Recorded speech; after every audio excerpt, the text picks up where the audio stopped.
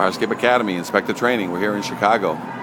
This is the one of the theaters down here, and we've got a twisted fire escape here that's been hit. It looks like this is a theater, and once we get to the front, we'll see.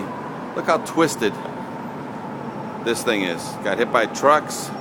Look how twisted and bent. The iron is here. The pivot got hit. Look at all the weights that they've added to this thing. Now, what this means with this much weight on this fire escape, that the people have to come down. They have to step out 5 to 8 treads in order to activate this behemoth to hit the ground. And once those people jump off, this thing goes right back up. That chain is going to snap and whack, try to pull down this staircase right there. So this whole thing got severely damaged by truck. Look at this one over here too. And this one's got a chain that goes up to that platform up there, and if this thing comes down too fast, too hard, it's going to break through that angle up there. These are not made to tie back to either staircases or platforms. They're supposed to have their own independent support. So this is illegal to have this. So we're looking for evidence that the fire escape has been painted, and it looks like this fire escape has been painted. We're looking for structural issues to see if there's been any maintenance. We're looking at the bolts, whether or not they're square head or hex head. Looks like they've changed some of the treads out into hex heads, but look at the repair on this pivot. It's pulling away from the wall. See up there? Pulling away from the wall. The pivot that's holding the entire staircase. This chain is wrapped around and all this extra weight was put on it. It's the cement issues. It's spalling out of the wall. We got holes. Look straight up there. You can see the hole, you can see the sunlight coming through the platform up there and over here in the corner. So there's rotting that's going on this fire escape. So a lot of times you're looking for evidence of maintenance. All the square head bolts are still on this fire escape at the platform levels. All the supports still have all the original square head bolts. They're not reinforced. These are 50 to 75-year-old bolts. Look at the bend here from a truck hit. Look at that cantilever all twisted down there.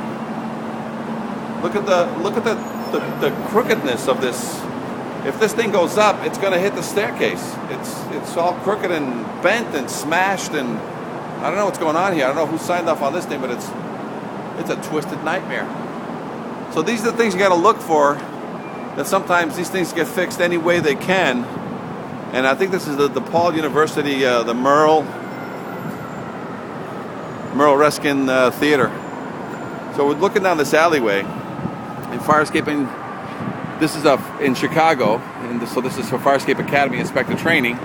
And here we have a fire escape that has rusty tiers coming down from the walls, indication that there's water intrusion.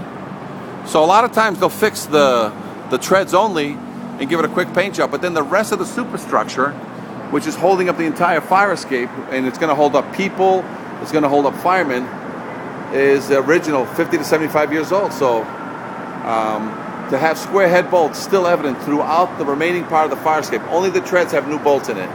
Everything else is original hardware. And a quick paint job, it's not going to pass. And again, truck damage hit here. You've got, just to give you an indication, you got to bend. The chain on that has bent the arm. If you look straight up, you can see that the arm is bent from so much force on that arm. It's not made. This thing is supposed to be perfectly balanced. It's supposed to weigh 25 pounds on the nose, and I'll explain why. When the people come out and come down the stairs, there's supposed to be a release arm right here. This release arm is supposed to, when released, it lets the cantilever come down by itself, hit the ground, and stay down at 2 to 3 feet per second. And then the people self-evacuate. And whether the firemen arrive 1 minute, 10 minutes, or an hour later, everybody has self-evacuated. Right now, it's backwards. All this extra weight on this fire escape is weighted backwards. This is illegal. Because what happens now, I've got 5 to 10 people, they all gingerly got to walk out 5 to 10 steps, activate with their weight to counteract that extra weight there. They have to come down. It's going to come down at 5 to 10 feet per second, hit the ground very hard, throw some of the people off, and as soon as those 5 or 10 people get off at the very bottom down here, it goes right back up to where it is right now. when it goes right back up to where it is right now, the firemen can't get to it. New people have to come down, step onto it, and start all over again. Now the firemen have to come here with pike poles and pull this down, and then once it's in a down position, you're going to need 2 firemen to hold this thing down, and that's 2 less firemen you have to fight a fire here. So that is why this thing is illegal. This one is illegal because it doesn't have a release arm and it's not properly balanced, and it's balanced backwards. And you can see the tears of rust coming in from the wall, so that water intrusion is an issue. And this one's out of whack also, because this one, when it drops down into the street over here, as soon as they get off, it's going to pop right back up.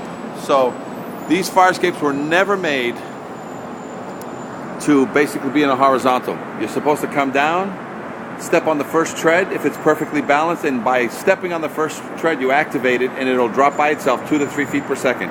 That's not the case right now. If it has a release arm, then the nose weighs 25 pounds more than the back, and it'll drop by itself once released, and the release arm would be right there blocking anybody from going further.